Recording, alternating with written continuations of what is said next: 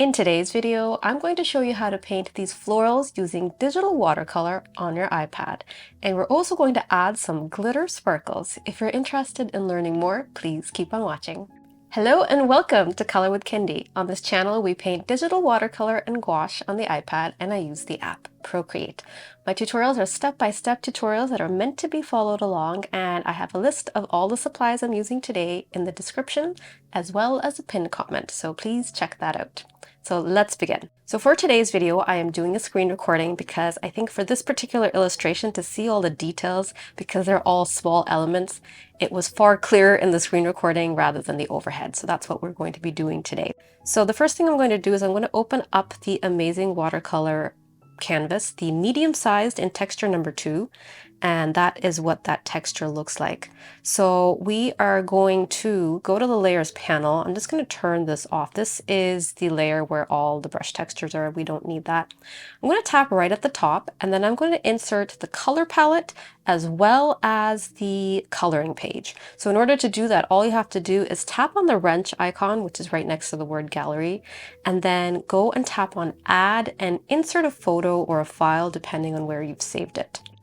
Okay, so I've inserted both the color palette as well as the traceable, and we're not going to be using the line art for the traceable, so I'm just going to tap on that layer so it turns blue, and then tap on N, and then using the opacity slider, I'm just going to reduce it so that I can see it, but it's not in our way. So roughly 10%.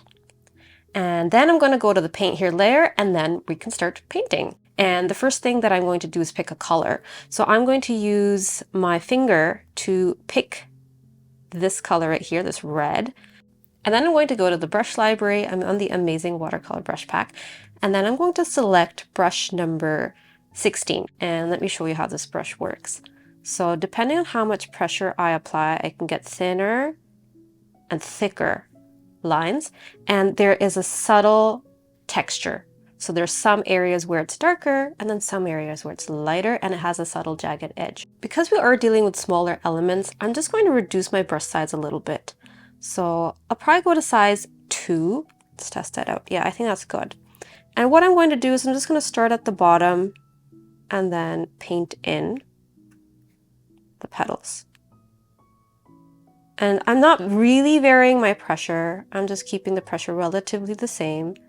And as you can see, there is a subtle texture, and the texture will vary with each petal, which makes it more interesting.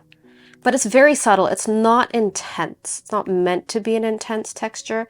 And each time you do it, it's going to look a little bit different. So what I'm going to do is I'm going to continue to paint the rest of these floral elements, the same ones, with that red. So I'm going to keep this on its own layer, and I'm going to paint the other elements in different layers.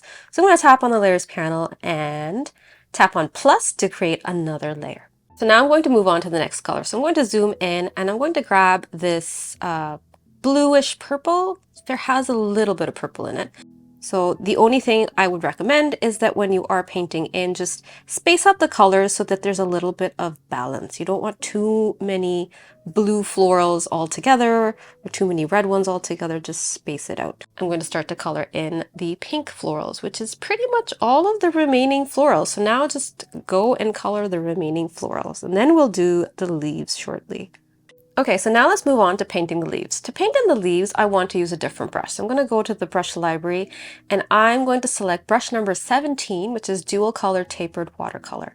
So let me show you how this brush works. I'm going to show you with 2 very wild colors, just so you can understand how the brush works, and then we'll select 2 colors that make sense for leaves. So I'm going to show you this example with, let's say, a very bright magenta. And then for my second color, I'm going to tap right here. And then let's change it to something that's very different. So maybe this green. I don't think these 2 colors work well together, but they will showcase how this brush works.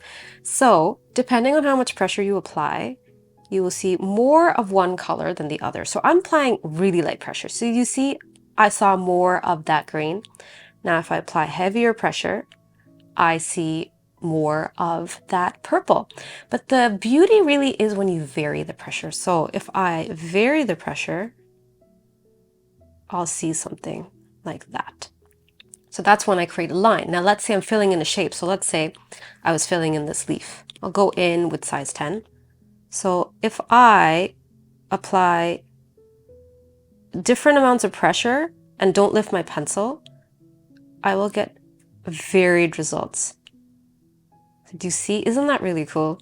So the beauty of this brush is keeping your pencil on the screen after you fill in the shape, and then you can create a different mix of those two colors that you've selected.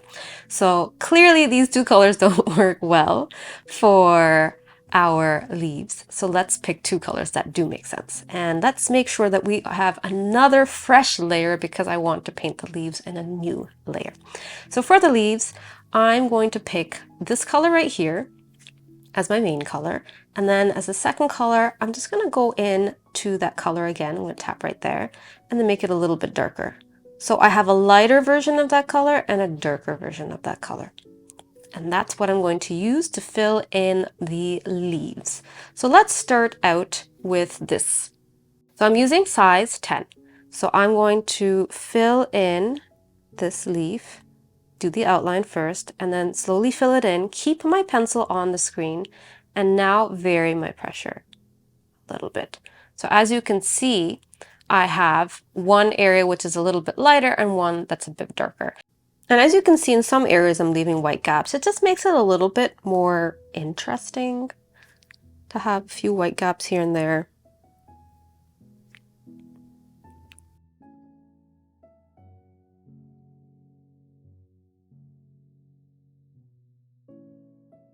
Okay, so all of the leaves are done. Now let's do the centers of the florals. So I'm going to do this in another layer just in case I decide to change the colors. So I'm going to go to the layers panel and tap on plus. And then for the centers of the flowers, I'm going to pick this dark color. It's not quite black. You can use any brush that you like. I think I will use dry edge detail. I want a little bit of different texture. So dry edge detail is a brush. Let me show you. With light pressure, it's like that. You see a lot of that dry edge essentially. And with heavy pressure, it will look like that. So it will retain that dry edge. Do you see? I like that. So I'm going to do the centers of the florals with that. I'm going to reduce the size. I'm going to go to size 15. I think that will look a little bit nicer. So let's see, I want to zoom in and just fill those in, but leave a few gaps. And now what we can start to do is do our line art. And I'm going to do the line art in this gray color right here. So I'm going to use the color picker function. So I'm just using my finger to select that color. And then I'm going to go to brush number 43, which is Ink Bleed Liner. So this brush, I am at size 10. Looks like that. Kind of like a micron pen. And if you use heavier pressure though, it will be a thicker line. So a micron pen doesn't have that. It's the same width across. This one, depending on how much pressure you apply, you can get thin and thick lines. And if you want to get a taper, you just start with heavier pressure and then release the pressure as you move off the screen.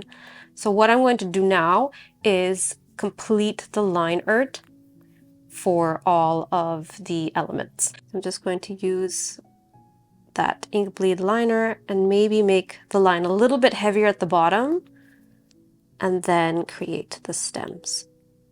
So as you can see, I'm not really varying my pressure too much. I'm keeping it relatively simple. Like if I really wanted to vary the pressure, I could do something like that, but I'm keeping it relatively the same width. Do I want to add any more details to other ones? Maybe. Maybe I'll add a few details here and there, wherever I feel like it, in these red flowers. Now it is time for us to do the most fun part, the sparkles. So let's create another layer. Tap on plus, create another layer. So in order to do the sparkles, what we need is the glitter texture. So I don't have a glitter brush because I found that most glitter brushes just don't look anything like glitter. I've tried it. They just don't look accurate. So what I'm going to do is apply a glitter texture to this using a photo. So I'm going to go to Unsplash. So Unsplash is a really great website to find things. So I'm just going to type in glitter and yeah, there's this one here that's one of the first ones that comes up. So what I'm going to do is I'm just going to download this file, and then I'm going to open up Procreate and then bring that file in. So I'm going to go to the wrench icon and then tap on Insert a Photo. Now I don't want the glitter to be gold. I want it to be silver. So let's make a few adjustments to this first and go to Hue, Saturation, Brightness. So what I'm going to do is that saturation slider, I'm going to go all the way down to none. So now there's no saturation in this, there's no color in this, it's just gray. And then brightness, I'm going to increase it. And yeah, I'm quite happy with that glitter. So how do we apply this glitter to our painting? We use a clipping mask. So what I'm going to do is I'm going to create another layer right under this glitter layer. So I'm going to tap on the layer underneath, then tap on plus. So now what's happened is that layer 20, as you see, is actually right underneath layer 19.